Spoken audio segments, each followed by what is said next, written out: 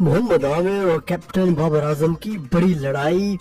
PSL 2023 का दूसरा बड़ा मुकाबला जहां कराची किंग्स वर्सेस पेशावर ज़ल्मी आमने सामने थे। पहला ओवर करने के लिए आए मोहम्मद आमिर कराची किंग्स की जानिब से, बाबर आजम ओपनिंग कर रहे थे पेशावर ज़ल्मी की जानिब से, जहां मोहम्मद आमिर ने पहले ही बॉल पे चौका खाया मोहम्मद हारिस से, जहां उनके साथ इन्होंने बहस की, लड़ाई की। उसके बाद बाबर आजम सामने आए, जिसके बैकग्राउंड ये है कि मोहम्मद आमिर ने बाबर आजम के बारे में कहा था कि बाबर आजम को कप्तानी नहीं आती। लास्ट टाइम कराची किंग्स इसी वजह से टूर्नामेंट हारी, क्योंकि बाबर आजम अच्छी कप्तानी नहीं कर पाए, बॉलें बहुत ज़्यादा वेस्ट करते हैं, स्ट्राइक रेट इनका कम होता है।